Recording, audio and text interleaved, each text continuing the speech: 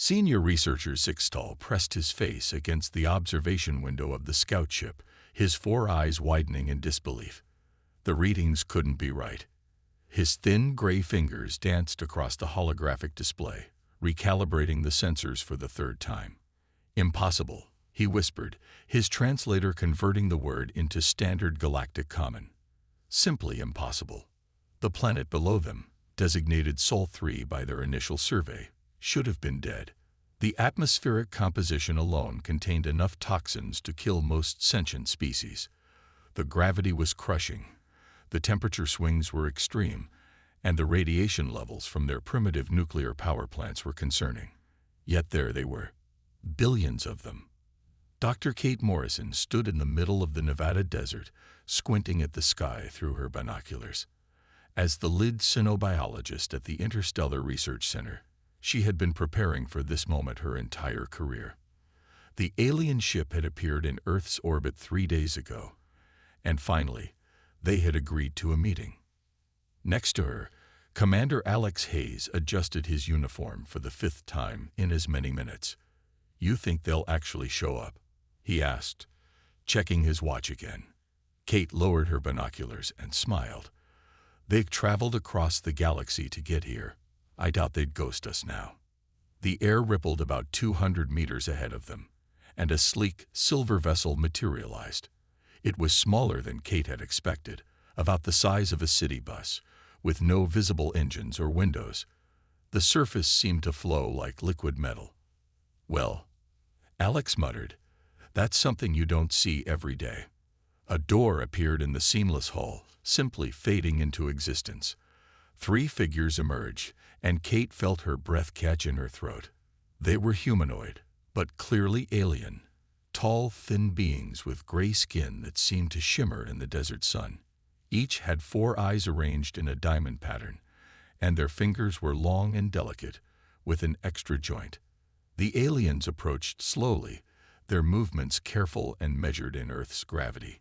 Kate could see they were wearing some kind of environmental suits, though they looked more like second skins than traditional spacesuits. The lead alien stopped a few meters away and raised all 4 hands in what they hoped was a universal gesture of peace. "Greetings, humans of Sol 3. I am Senior Researcher Zixtal of the Galactic Federation's Exploratory Division." Kate stepped forward, matching the gesture. "Welcome to Earth.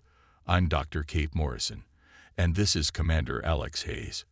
We're honored to meet you." Zixtal's upper eyes blinked rapidly. "You survive here, permanently." The translator conveyed a mix of disbelief and concern in the alien's voice. "This is our home," Alex replied, looking confused. "Where else would we live?" The aliens exchanged looks that Kate couldn't quite interpret. Zixtal's assistant pulled out a device and began taking readings of the surrounding area. "Fascinating," Zixtal said. "Our initial surveys indicated this planet should be uninhabitable. The atmospheric pressure, the gravity, the vast temperature variations, the indigenous predators, the constant tectonic activity. Yet you appear to be thriving." Kate smiled. "Oh, you should see it during summer. It gets really interesting then." The assistant dropped their scanning device, their hands trembling.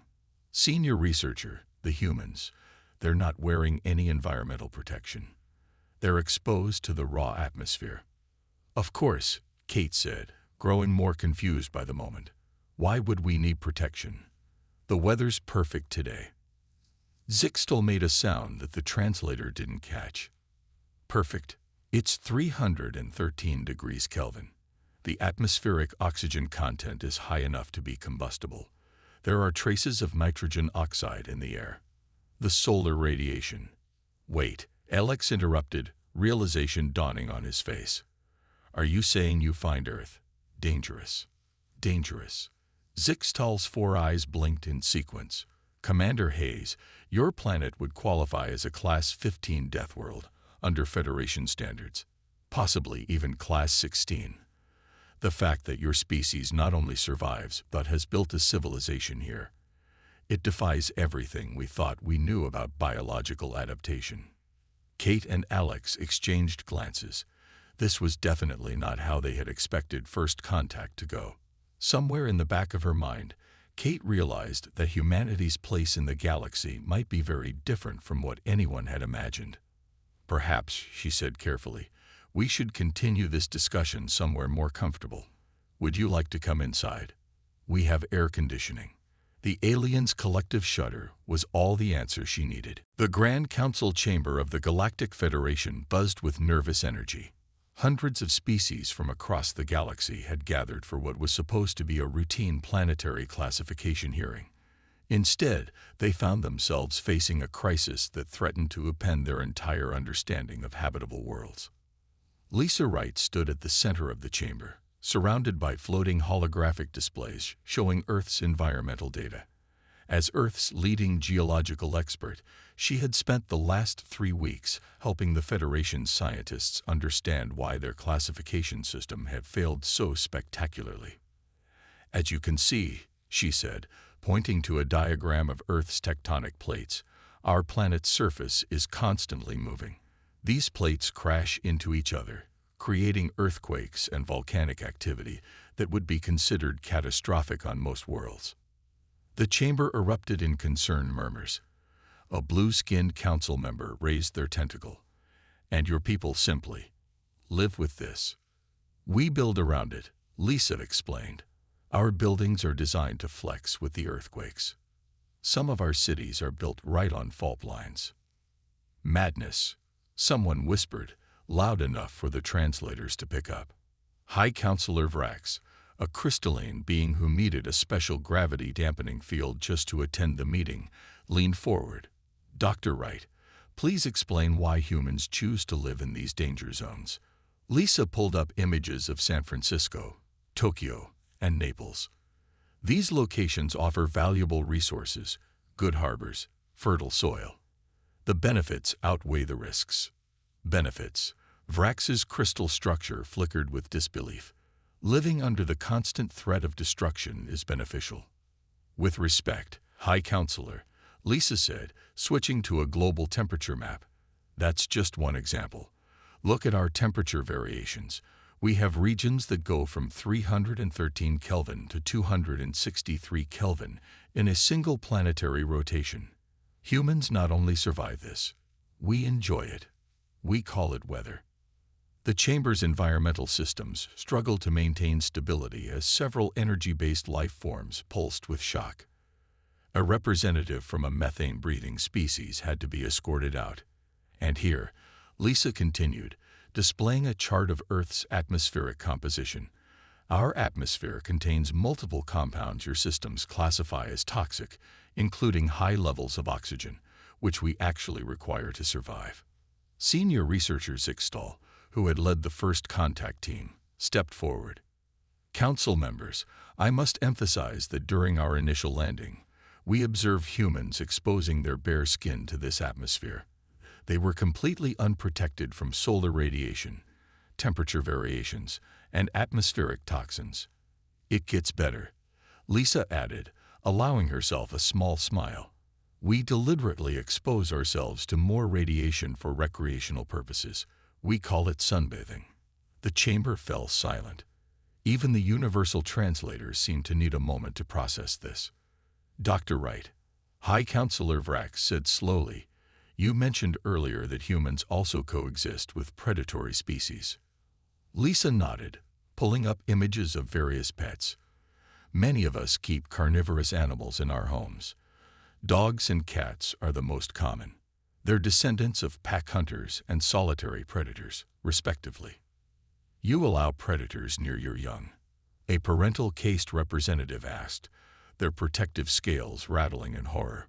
"We often get them specifically for our children," Lisa explained. "They're companions, protectors." The council chamber erupted again. Lisa waited patiently as the various species tried to process this information. She hadn't even gotten to the part about extreme sports yet. "Colleagues," Zixtal addressed the chamber, "I move to create a special classification committee. Our current system clearly cannot accommodate Earth's unique parameters." "Agreed," Vrax said. "But I have one final question. Dr. Wright, Given all these hazards, how did humans become the dominant species on your planet? Lisa looked around the chamber, at the beings who needed environmental suits, gravity controls, and atmospheric scrubbers just to attend this meeting. She thought about human history, about how every challenge had pushed them to adapt and grow stronger. With respect, High Counselor, she replied, I don't think we're dominant because we overcame Earth's hazards. We're dominant because those hazards made us who we are. Earth isn't just our home. It's our teacher, our training ground, and we're still learning. The silence that followed was profound enough that Lisa could hear the hum of the chamber's environmental systems. She had a feeling this was just the beginning of a very interesting cultural exchange. Chris Rogers wiped sweat from his forehead as he finished his 10th mile.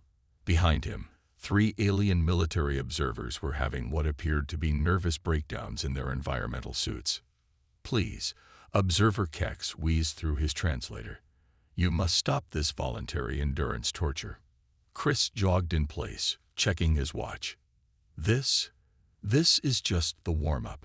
We haven't even gotten to the obstacle course yet. The Navy SEAL training facility had been modified to accommodate the alien observers, but there wasn't much they could do about the San Diego heat. It was a pleasant spring day by human standards, about 85 degrees Fahrenheit with moderate humidity. Your core temperature is rising dangerously, Observer Yix said, checking her biological scanner. And you're losing water through your skin. How are you not dead? Chris took a long drink from his water bottle. It's called sweating. It's how we cool down. And this is nothing. You should see the boys training in Florida.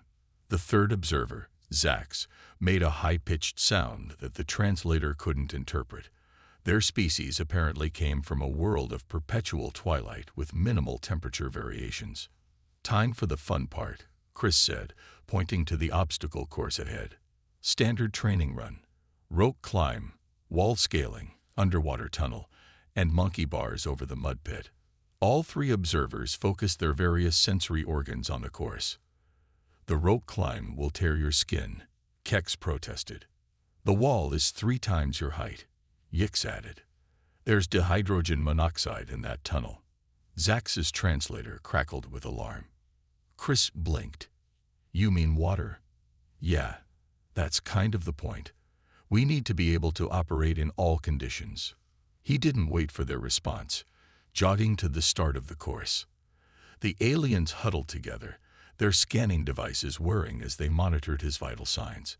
Chris attacked the rope climb first, using the technique he perfected over years of training. His muscles burned pleasantly as he reached the top and rang the bell. The observers' instruments squealed as they detected his elevated heart rate and increased adrenaline levels. The wall came next. Chris backed up, got a running start, and leaped. His fingers caught the top edge, and he pulled himself up with practiced ease. He could hear Yix explaining to her colleagues how the gravity should have made this impossible. The underwater tunnel was his favorite part. Chris took a deep breath and dove in, navigating the 30-foot length with smooth strokes. He emerged on the other side to find Zax had fainted and was being attended to by their companions. Are you all right? He called out, genuinely concerned. You willingly submerged yourself in dihydrogen monoxide. Kex's translator struggled to convey their mix of horror and awe. For 30 seconds. We can train to hold our breath for much longer, Chris said, moving to the monkey bars. The record is over 20 minutes. This time, all 3 observers made the untranslatable high-pitched sound. Chris completed the monkey bars, landed in the mud pit with a splash, and jogged back to the increasingly distressed alien observers. He wasn't even breathing particularly hard. That's just the basic course, he explained, grabbing a towel. Usually we run it with full gear, maybe add some tear gas or flashbangs to simulate combat conditions. Yix's multifaceted eyes blinked rapidly. This is how you train all your warriors. SEALs, Rangers, Marines, all our special forces do this kind of training. Regular military does a lighter version. Chris shrugged. Like I said, this was just a warm-up. Want to see the advanced course? I believe, Kex said carefully, "We have seen enough to update our report to the Federation Military Council. Your species," they paused, seemingly searching for the right words, "your natural physical capabilities exceed our most advanced combat enhancement technologies." Chris laughed. "Wait until you see what we can do with actual combat enhancements." The observers huddled together again, their environmental suits whirring as they processed this information. In their report that evening, they would recommend classifying humans as Class 15 biological weapons. They didn't even mention the advanced course. Some things were too terrifying to report. Dr. Samantha Cole watched the alien research team's reaction as they approached the zoo's big cat enclosure. Their environmental suits couldn't hide their trembling as a male lion lazed in the sun, occasionally flicking its tail. "And you say this is one of Earth's apex predators?"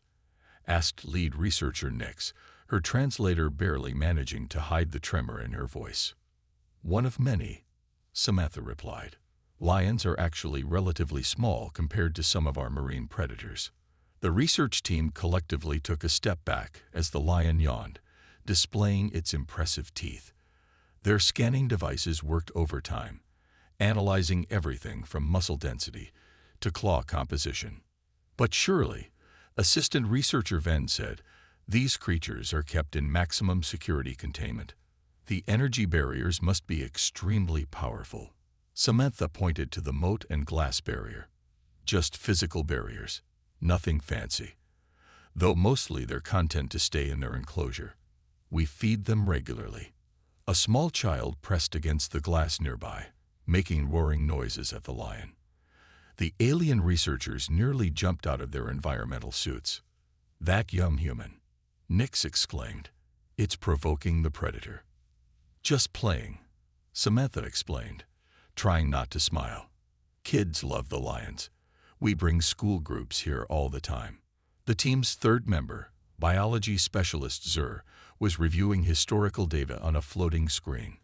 According to these records, humans used to hunt these creatures for sport with primitive projectile weapons. Still do, in some places, though we try to discourage it now. Conservation and all that. Samantha checked her tablet, ready to see the shark tank. The word shark didn't translate well, causing a burst of static in their communication devices. As they walked to the aquarium section, Samantha pulled up some footage on her tablet.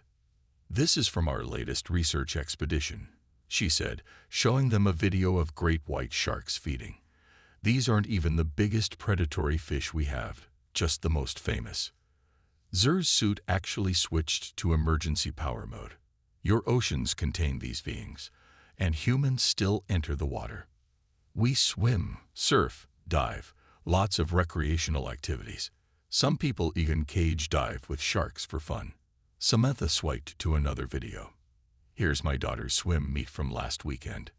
The aliens watched in horror as dozens of human children willingly entered a large body of water. Their scanners quickly confirmed it was the same dihydrogen monoxide that covered most of Earth's surface. "Dr. Cole," Nix said carefully, "your species evolved alongside these predators." "Alongside and in competition with them," Samantha confirmed. "We were prey animals once, you know. But we got smart, learned to use tools, worked together. Now we're the apex predators." They'd reached the shark tank, where a massive tiger shark cruised past the viewing window. A group of toddlers pressed their faces against the glass, pointing and laughing. "But you keep them alive," Venn observed. "Even though you've defeated them, you preserve them."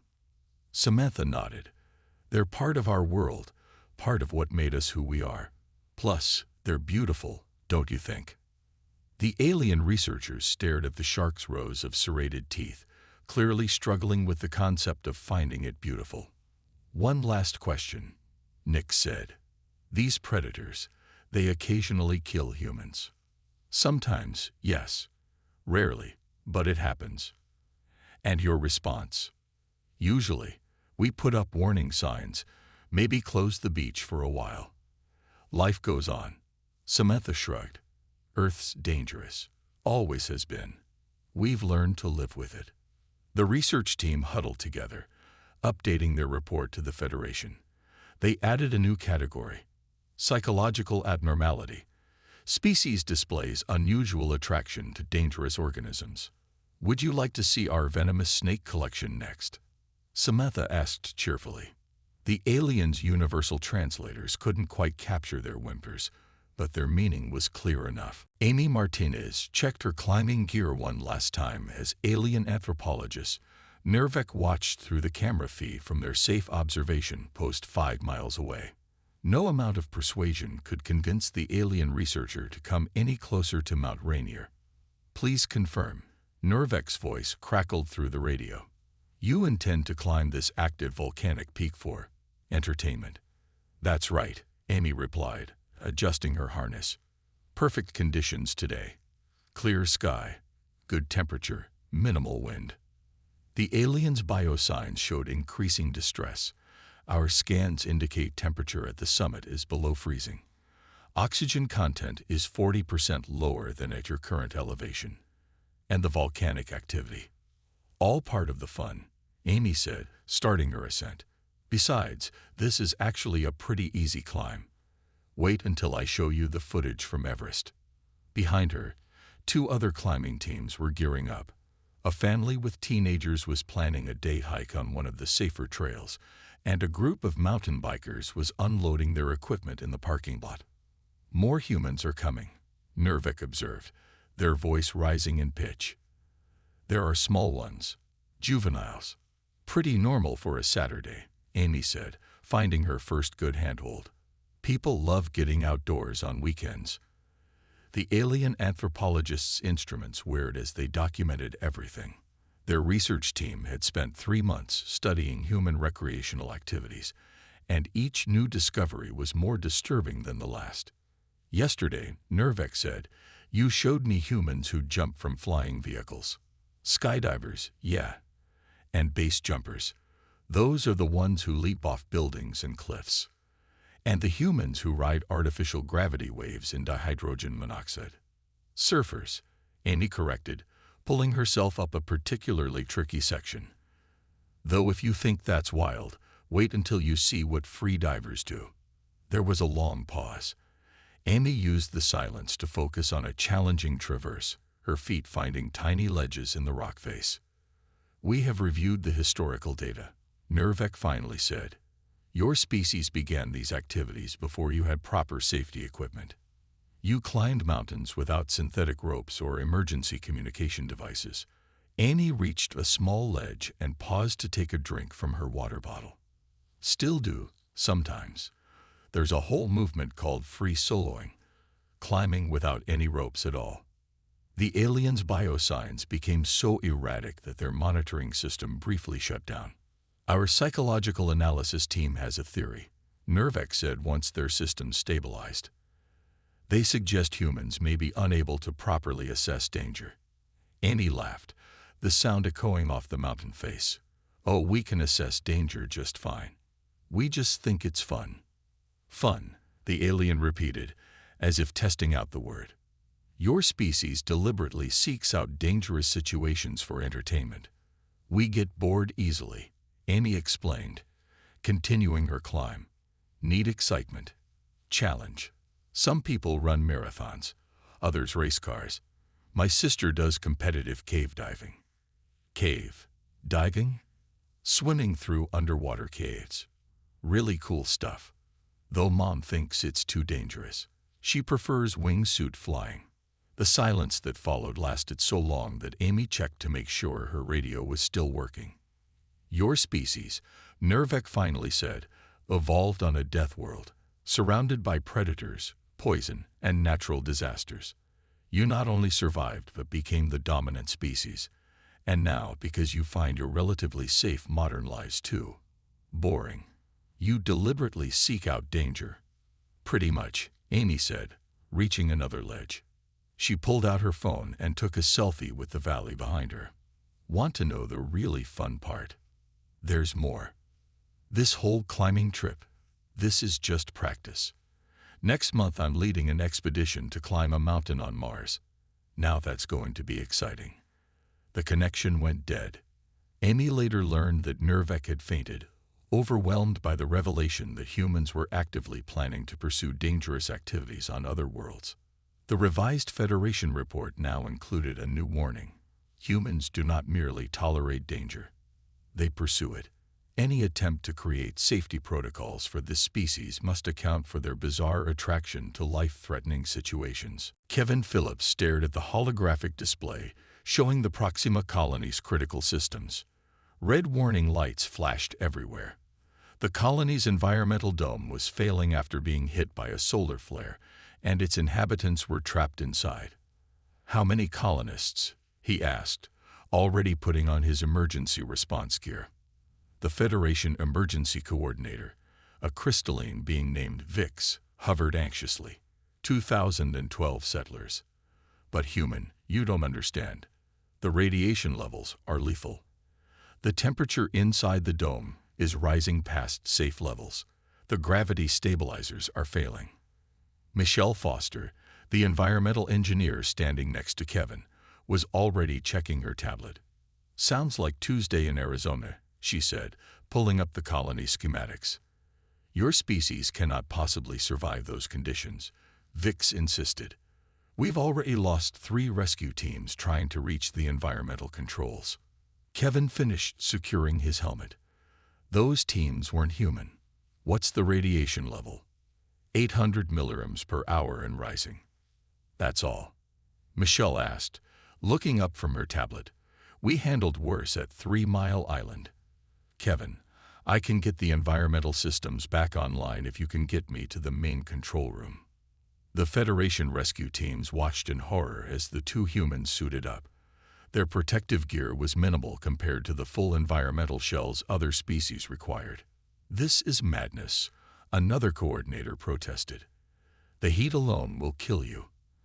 And if the gravity stabilizers fail completely." "Higher gravity than Earth?" Kevin asked, checking his oxygen supply. "No, only about 0.8 of your standard." Kevin and Michelle exchanged grins. "So a light workout," he said. Before anyone could protest further, they entered the airlock. The Federation teams huddled around their monitors, certain they were about to witness a tragedy. Inside the dome, the scene was chaos.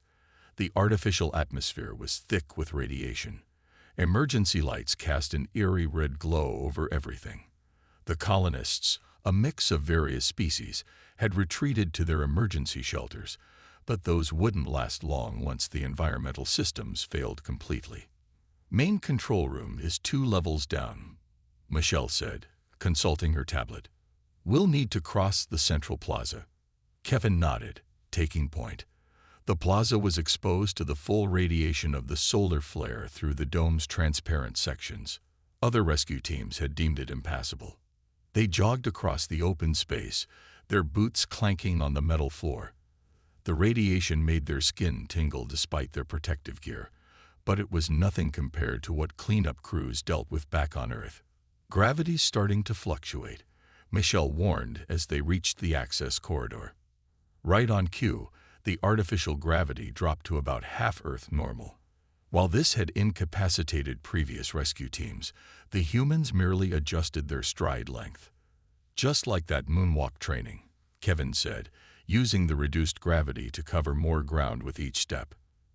They reached the control room to find it partially flooded with coolant. The liquid was highly toxic to most species, but their protective gear could handle it. "Cover me," Michelle said, wading through the coolant to reach the main console. "This might take a few minutes." Kevin stood guard, watching their radiation exposure levels tick up. Still well within survivable range for humans, though the Federation teams monitoring them remotely were probably having fits. Michelle's fingers flew over the controls, environmental systems responding.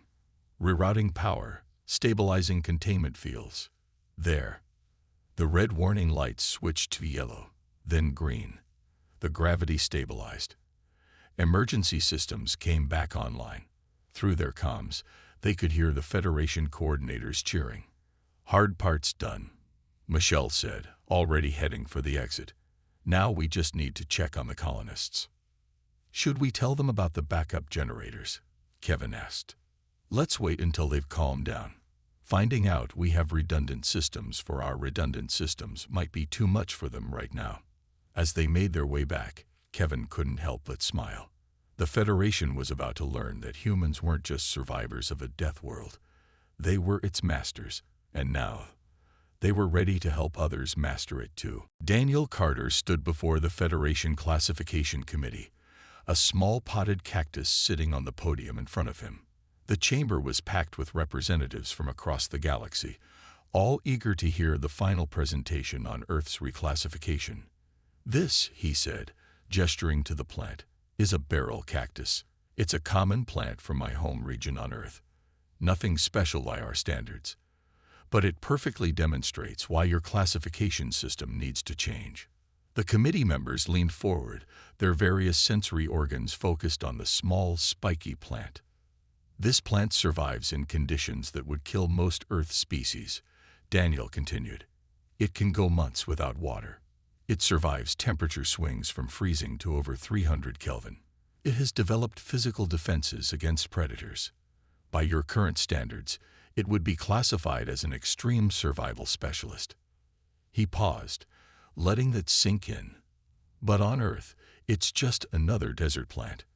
We keep them in our gardens. Children learn about them in elementary school. High Counselor Vrax's crystalline form shimmed with interest. You're suggesting our baseline for classification is wrong.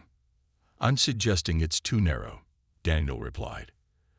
You classify worlds based on how hostile they are to the average Federation species. But that's like judging all music by how well it sounds to one species' ears. He brought up a holographic display showing Earth's various biomes. In the past 3 months, you've seen humans survive conditions you thought impossible. We climb frozen mountains for fun. We dive into high-pressure ocean depths. We handle radiation levels that would kill most species. We keep predators as pets. The chamber buzzed with murmurs as images from the previous month's observations played behind him. But here's what you're missing, Daniel said, zooming in on the Amazon rainforest. While you've been focusing on how we survive these conditions, you haven't asked why we can. He switched to cellular imagery. Every living thing on Earth evolved together. We're all products of the same harsh conditions. That cactus, the lions in our zoos, the bacteria in our soil, we're all survivors. Earth didn't just make humans tough. It made everything tough. The committee members exchanged glances. A representative from a methane-based species raised an appendage. Are you suggesting we need separate classification systems for each world? I'm suggesting you need to look at worlds as complete systems, Daniel replied. Earth isn't a death world that somehow produced humans. It's a complex web of life where everything, from the smallest microbe to the largest predator, has adapted to survive conditions that you consider impossible. He brought up a final image, Earth seen from space. We don't just survive on our world. We're part of it. And if you want to understand humans, you need to understand that every challenge Earth threw at us made us stronger. The chamber was silent for a long moment. Finally, High Counselor Vrax spoke. The Federation has existed for 10,000 years. In that time, we've encountered millions of species on countless worlds. Yet none have made us question our fundamental assumptions like humans have. Vrax turned to address the chamber. I move that we create a new classification system, one that measures not just the challenges a world presents, but the adaptations its life has developed to meet those challenges. The vote was unanimous. Earth would no longer be classified simply as a death world. Instead, it would become the template for a new category, crucible worlds. Planets where extreme conditions drove the evolution of extremely adaptable life. As Daniel packed up his presentation materials, including the cactus, a junior researcher approached him. Does this mean the Federation will stop treating humans as dangerous anomalies? Daniel smiled, carefully wrapping the cactus in protective material despite knowing it didn't need it.